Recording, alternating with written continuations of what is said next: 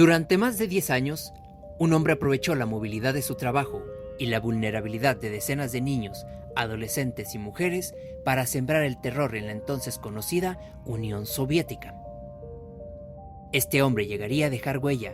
debido a la atrocidad de sus crímenes, entre los que destacaba tanto por extirparles parte de sus cuerpos con sus propios dientes, así como los ojos a las víctimas, por lo que más adelante sería conocido como el Carnicero de Rostov.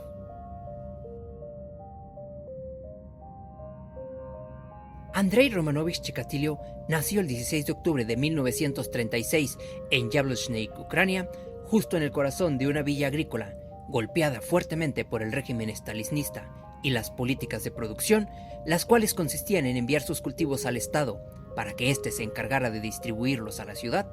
lo que generaría una intensa hambruna en aquellos lugares.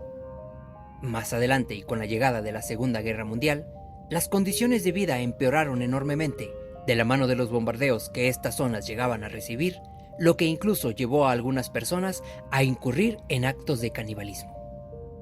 Por su parte, su padre sería reclutado a la fuerza por los militares de la Unión Soviética para luchar contra Alemania, lo que significaría un quiebre emocional en Chikatilo, quien lo admiraba enormemente, mientras que su madre, contrario a su padre, era una mujer dura que constantemente solía humillarlo y ridiculizarlo frente a otras personas, además de que siempre buscaba corregirlo ante la más mínima provocación, a base de golpes, y constantemente le contaba las historias sobre los caníbales que habían devorado a su hermano mayor cuando éste desapareció misteriosamente.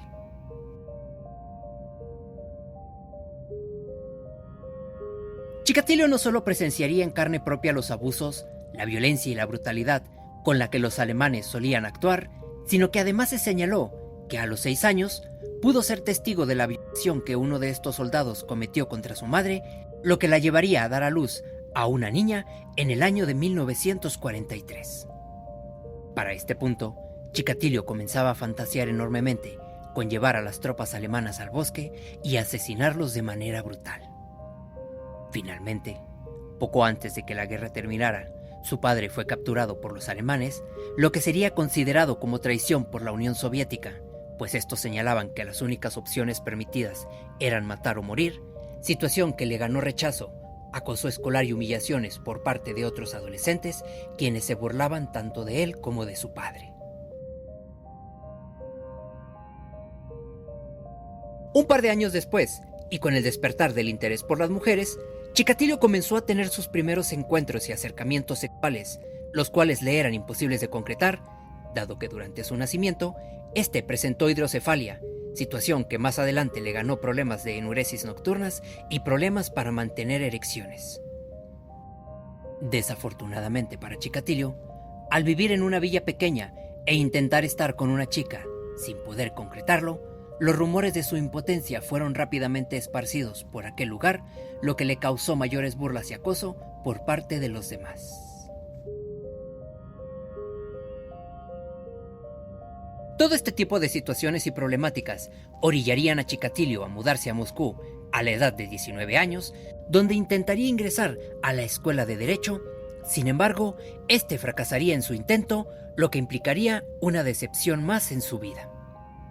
De esta manera, Chikatilo se dispuso a estudiar en una escuela técnica, de la que se tituló como ingeniero en comunicaciones, para más adelante ser llamado a cumplir con el servicio militar de su país, donde experimentaría la primera distorsión de lo que implicaba el sufrimiento y la sexualidad, y que sin saberlo le acompañarían el resto de su vida.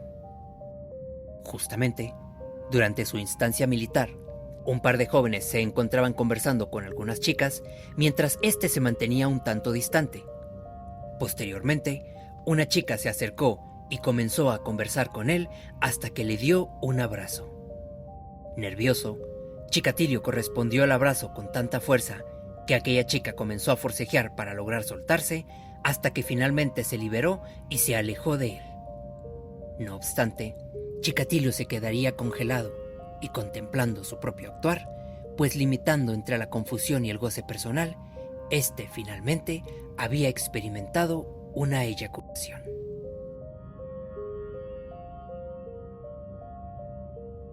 Habiendo terminado su servicio militar, Chikatilo conocería a una chica de nombre Fiadosha, con quien contraería nupcias en 1963 a sus casi 30 años, a la par de que había comenzado a realizar estudios por correspondencia en literatura rusa y filología, lo que más adelante le permitirían comenzar a trabajar como maestro. Sin embargo, este se vería obligado a cambiar constantemente de escuela,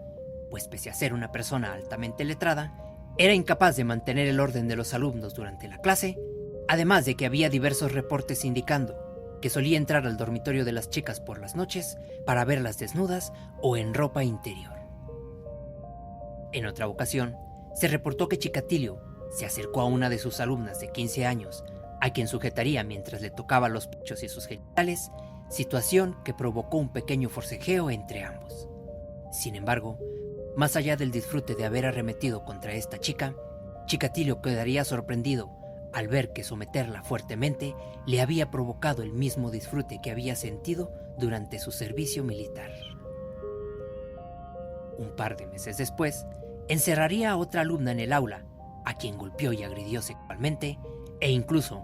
llegaría a ser visto en diversas ocasiones por algunos maestros tocándose de manera inapropiada frente a otros estudiantes. Sin embargo, ninguna de estas acciones fue tratada con la prudencia debida, por lo que Chikatilo no experimentaría ningún tipo de consecuencia.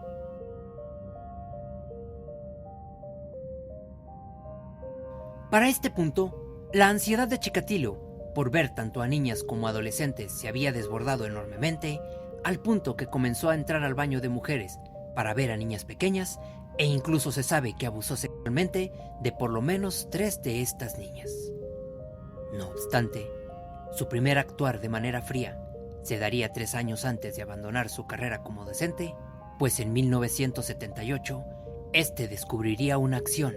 que versaba más allá de un simple goce sexual. La noche del 22 de diciembre de 1978, Chikatilo se encontró con una niña de 9 años, de nombre Yelena Shkatnova, a quien le ofreció un poco de goma de mascar. Esta acción ya le había funcionado en un par de ocasiones para atraer a otros niños, y desafortunadamente, con Yelena no fue la excepción, por lo que aquella pequeña lo acompañó hasta una cabaña que éste había comprado. Una vez dentro de aquel lugar, Chikatilo comenzó a tener contacto agresivo con ella, a lo que la pequeña comenzó a pelear, situación que lo hacía sentir cada vez mayor excitación, pero sin lograr una erección. Repentinamente, en un arranque de desesperación, Chikatilo tomó un cuchillo que le clavó en el abdomen en 3 ocasiones, a la par de que descubría que finalmente había logrado concretar el orgasmo. Después de esto, se llevó el cuerpo de la pequeña y la abandonó en un río hasta que ésta fue encontrada 2 días después cerca de un puente.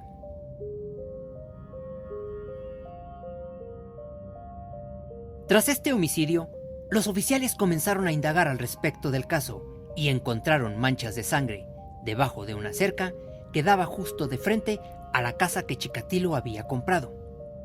De la misma manera, algunos testigos señalaron ver a Yelena conversando con un hombre en la parada del autobús, y la descripción de aquel hombre se asemejaba enormemente con la apariencia de Chikatilo. A la par de esto, algunos vecinos señalaron que la noche del 22 de diciembre vieron a este merodear por su casa. Sin embargo, pese a esta información, no se investigó a Chikatilo a profundidad, sino que al contrario, arrestaron a un joven de 25 años que 8 años atrás había estado en prisión por abuso sexual de una joven y quien más adelante sería ejecutado por el asesinato de Yelena. 3 años después de estos acontecimientos, en 1981, Chikatilo se vería obligado a abandonar su carrera de maestro, no solo por los numerosos reportes y denuncias que se habían presentado contra él, sino por el recorte de personal que se había presentado en aquellos años, por lo que inició a trabajar para una fábrica, donde se encargaba de conseguir suministros, lo que desafortunadamente significaría la oportunidad que sin saberlo había estado buscando, pues al ser enviado constantemente a diversas partes del país para conseguir suministros, este aprovecharía su breve estancia en esos lugares para permitirse liberar su verdadera pasión, misma que más adelante lo llevaría a ser conocido como el carnicero de Rostov.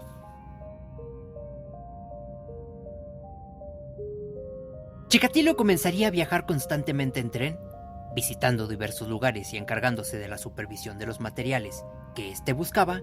hasta que el 3 de septiembre de 1981 se toparía con una chica de 17 años de nombre Larisa Kachenko. Kachenko era una joven estudiante que se encontró con Chikatilo en una estación de autobuses después de que éste saliera de una biblioteca. De alguna manera, éste convencería a la joven de que le acompañara a beber y relajarse un poco, por lo que se adentraron en el bosque, rumbo al río Don, donde tan rápido como se vio oculto por los árboles, comenzó a agredirla violentamente. Kachenko, en un intento de liberarse y escapar, comenzó a forcejear con él hasta que Chikatilo la golpeó fuertemente. No obstante, al encontrarse nuevamente con el hecho de no poder tener una erección, tomó lodo de la orilla del río, mismo que le introdujo en la boca mientras continuaba golpeándola, hasta que finalmente decidió privarla de la vida estrangulándola.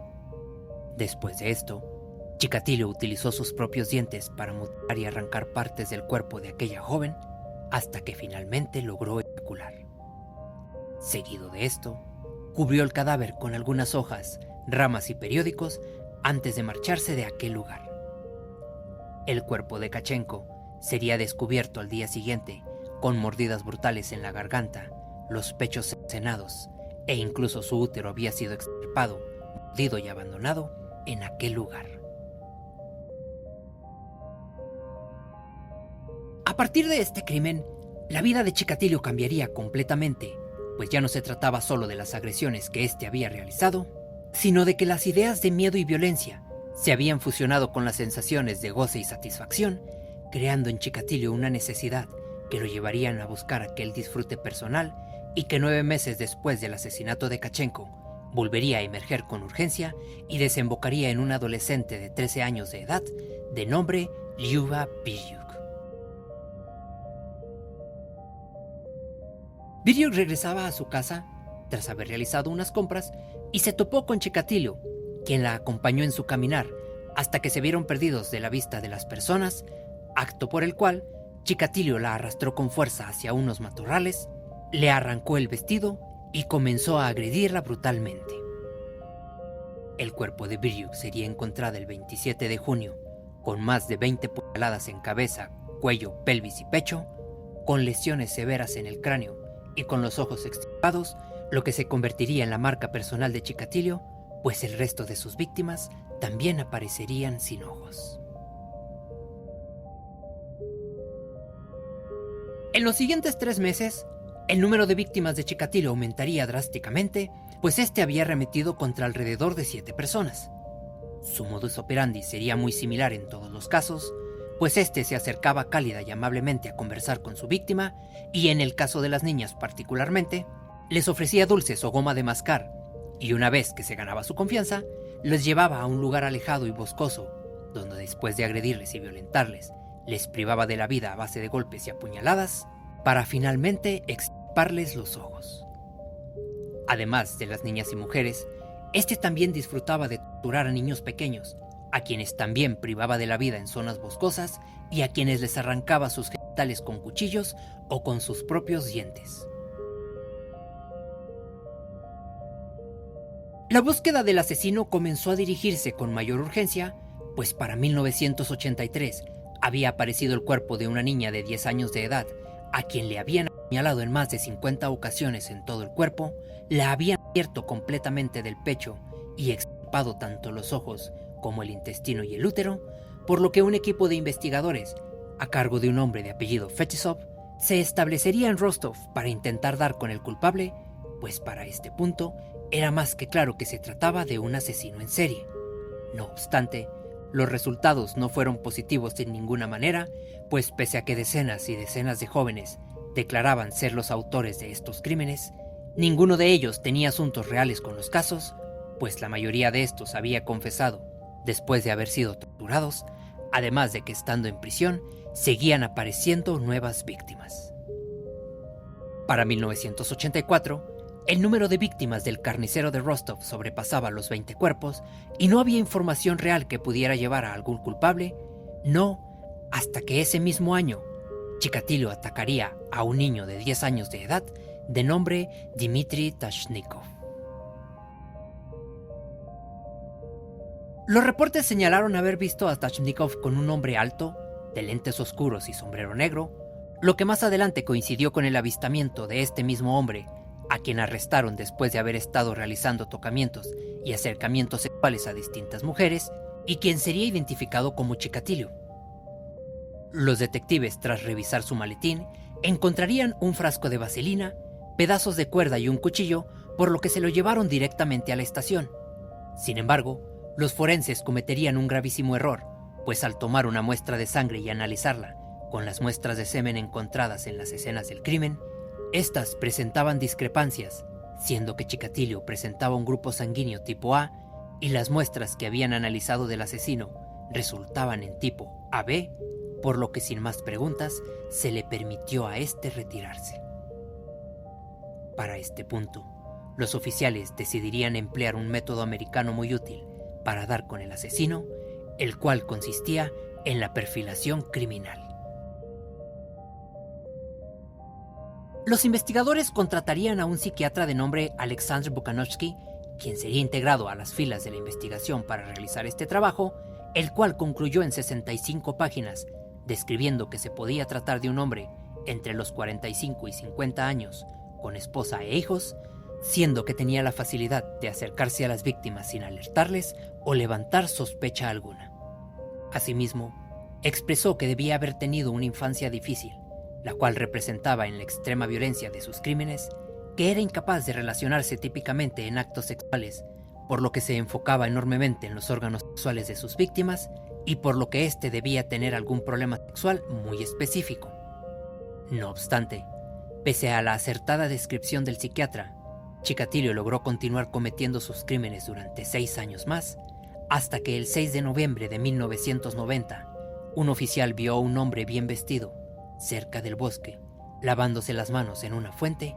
y observó que este hombre tenía una mancha de sangre en su rostro. Sin embargo, ante la falta de evidencias para un arresto formal, le permitió retirarse bajo una advertencia. Al día siguiente, el cuerpo de una chica aparecería en el mismo bosque que se había visto a Chikatilo, por lo que finalmente, el 20 de noviembre de 1990, Chikatilo fue arrestado.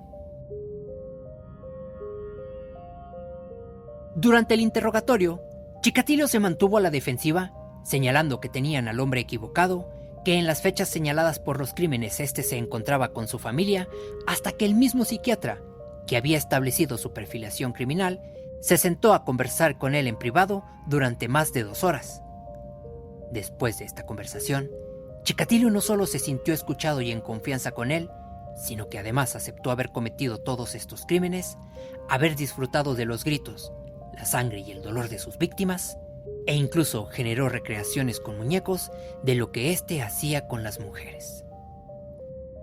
2 años después de su confesión, se iniciaría formalmente su juicio, en el que intentó hacerse pasar como una víctima con problemas mentales, señalando haber sido una víctima de la sociedad y que solo actuaba cuando había perdido el control de él mismo.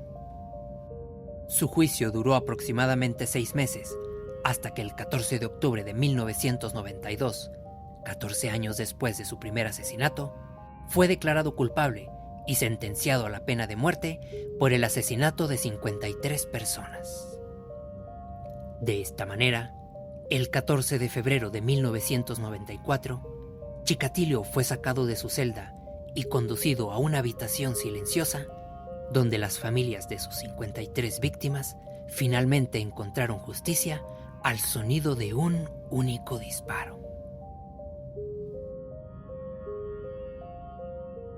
Como dato curioso, algunas de las víctimas que se encontraron presentaban restos de semen en ano, vagina y dentro del útero, lo que se señaló más adelante fue un intento de Chikatilo por demostrar y hacerse creer a sí mismo que logró tener una erección y consumar una violación.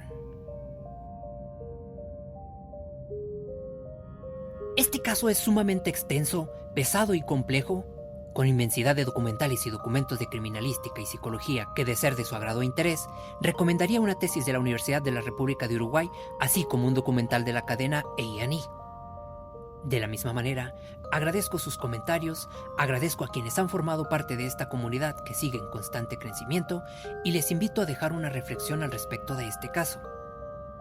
Desgraciadamente, la historia de Chikatilo no terminó con aquel único disparo, pues a más de 30 años, el dolor y el vacío que dejó tras de sí sigue vivo para aquellos que perdieron a un ser amado, mientras que para el resto del mundo, muchas de aquellas vidas permanecen atrapadas en la oscuridad de 53 expedientes olvidados por el tiempo. Yo soy Franco y les deseo una excelente noche.